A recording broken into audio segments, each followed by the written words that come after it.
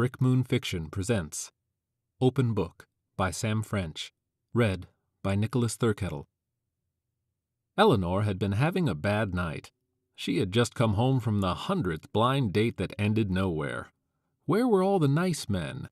The ones that would like her for her. The ones that would be interesting and sincere. Her sister kept saying the same things over and over again. You're a catch. There are more fish in the sea.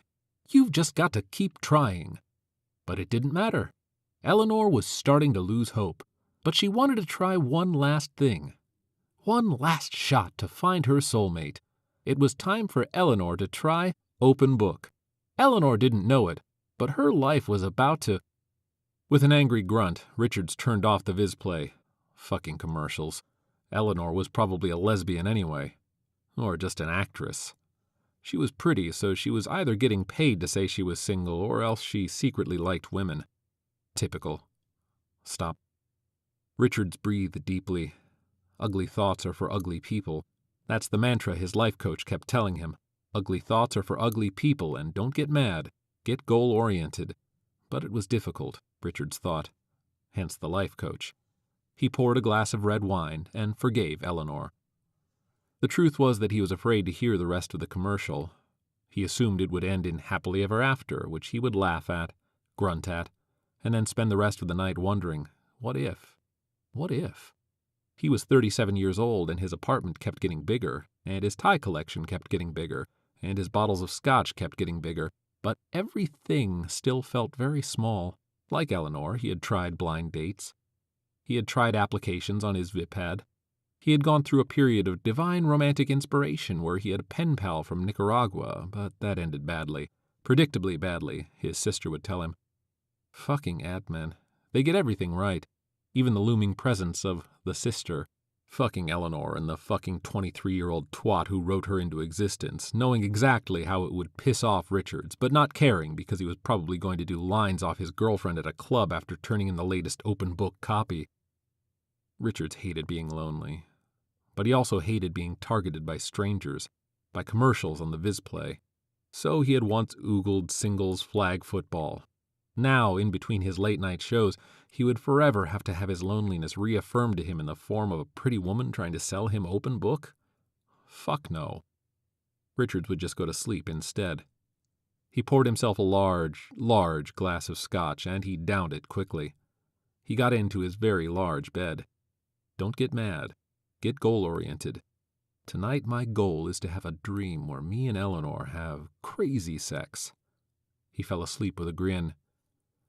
Richards woke up early the next morning and walked to the tech store to buy an Open Book. The decision came to him in his sleep, instead of the desired dreams. He knew he couldn't tell his life coach about the entire incident unless the story ended with him at least trying one out. That was another favorite of the life coach. Trying is better than asking. Richards didn't want to tell his life coach that didn't really make any sense, so he went to the tech store. On the street he made eye contact with everyone, daring them to laugh.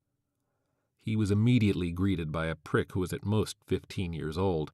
All these tech stores were the same, though, because no one could legitimately understand all the technology they were selling unless they were fucking 15 years old. Richards smiled to the tween and said, "I'm thinking of purchasing an Open Book." The tween smiled back, and you would have thought Richards had told him he had just been diagnosed with ass cancer. "This way, sir." Down a few aisles they went, until they arrived at the Open Book display, which was sickeningly pink. Even more sickening, there were 8 or 9 other Richards mulling about, considering purchasing Open Books. Men and women Richards. Richards thought to himself that maybe he could just say hi to one of them and get married on the spot. A tween could officiate. But he didn't feel like being such a maverick today. He wanted to stall, though, for no reason at all, other than maybe he was hoping that something would stop him from purchasing it. "So what's the deal with these Open Book things?" "Well," the tween puffed out his chest, "Open Book isn't just a dating app. It's the next step in human evolution." He paused, proudly, as if he had just delivered the Gettysburg Address. When no ovation came, he continued, "It's one of the more new and exciting products in the cyber dating field. Designed for customers who are tired of superficial trysts and flings, Open Book promises previously unreached levels of intimacy. Tired of looking for one-night stands, but want to start looking for the one? OpenBook is for you." Richards rolled his eyes. His life coach would love the tween. It works very simple. In shape, size, and all other outward appearances, OpenBook is just like any book, a diary, for example, and that's exactly how you should use it. Every night, just before bed, write in your OpenBook like it's your diary. Share your secrets with it. Share your dreams. Let your OpenBook see the real you. And as you fill its pages, which are actually highly sensitive data gatherers, OpenBook's cupids will be analyzing your deepest thoughts to match you with another OpenBooker. Once a match is found, which never takes more than 10 days, an OpenBook guarantee or your money back, your match's entries will begin to appear in response to yours, and a dialogue will begin. So far, OpenBook has helped 98% of its customers, a staggering 4,032,000 lonely souls, find true love. How much are they paying you to say that? Like to say it exactly that way, like with that exact tone and verbiage? I'm sorry? Never mind. I'll take it. Richards walked out of the tech store feeling pretty smug, but also a little embarrassed. He met up with his sister for lunch. He had gone to another store and bought a random product that necessitated a bigger bag so that he could slip the tech store bag inside of it. He wasn't in the mood to field questions, and besides, she could always tell when he was lying, or, more often, evading the full extent of the truth. They sipped mimosas in a pseudo-classy way, and she told him a funny story that she had heard from a friend of a friend. Richards didn't mention that he hated the term friend of a friend. He went to the movies after, and then went home and made a crummy dinner. He was in a pair of new flannel pajamas, a gift from a friend of a friend, when he finally opened up the box from the tech store. The OpenBook did look like a real book, or at least what he remembered books to look like, and it fit very comfortably in his hand.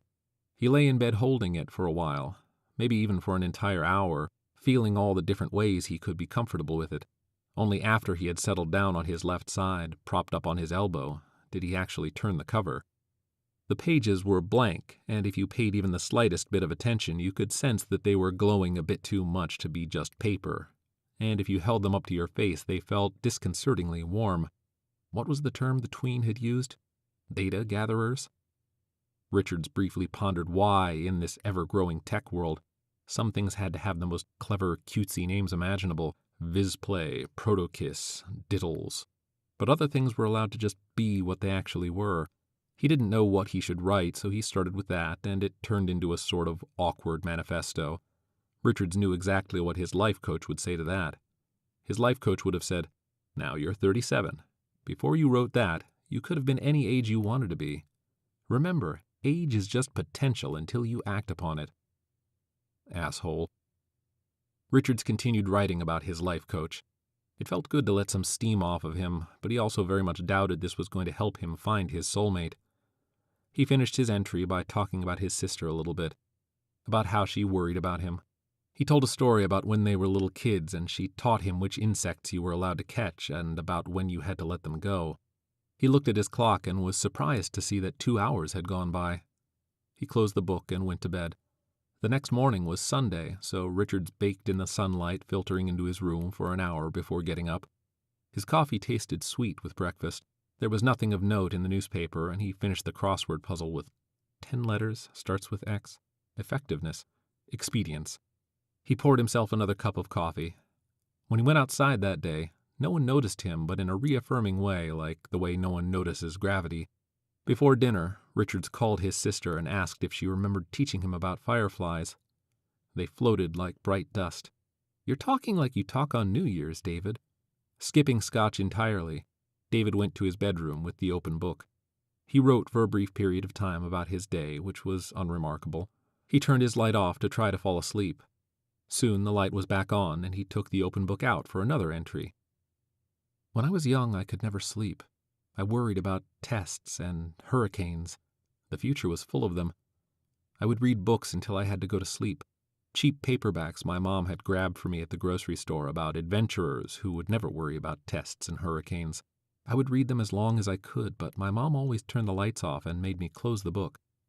On bad nights when I really couldn't sleep when it wasn't an issue of trying, I would lie there with my eyes closed and pretend I was a character in the book. Sometimes I would be in a prison, planning my escape. Sometimes I was burrowed deep underground, preparing for a seismic attack on the surface dwellers. It was a stupid game, but it was always easier for David the hero to drift into sleep than it was for David the boy. I told that to my mom, and she smiled and said I should be a writer. I realized much later that I guess I don't have the talent for it. I grew up that way, though, fighting my insomnia with my imagination. The first time I had sex was a disaster. I was in college, and I went to her bedroom drunk one night. After it, lying in her bed, the shadows seemed strange, and I couldn't sleep again. Next to me, the girl, Carla, was sleeping. Her breasts rose and fell. Hours went by, I think, but I could also be wrong, I guess. I started to panic. It had been years since I couldn't sleep, and it had been years since I used my imagination. But I decided to try. I closed my eyes and imagined that the blanket was a disguise. A horrible monster was searching for me. I mouthed its name and banished it, but I guess the girl had woken up and she heard me and she laughed at me. I didn't sleep at all that night, and I never saw her again. I've never told someone that story. It happens often now that I can't sleep. My room is too cold and lonely. Scotch helps sometime, but it gets weaker every night, and some nights it is not enough. I hope you, whoever you are, will not mind that I failed to become a writer. I hope you will not mind that I toss and turn. Mostly, though, I hope that you will not mind that at night, sometimes, I have to pretend I am a hero.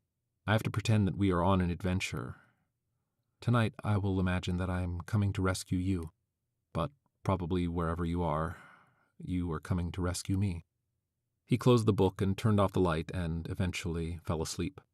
The next morning he was embarrassed, but there was no way to delete the entry. His life coach didn't answer his phone. The toast was burning when he unplugged the toaster. There were no sparks anywhere. Not in the socket, but not in the air.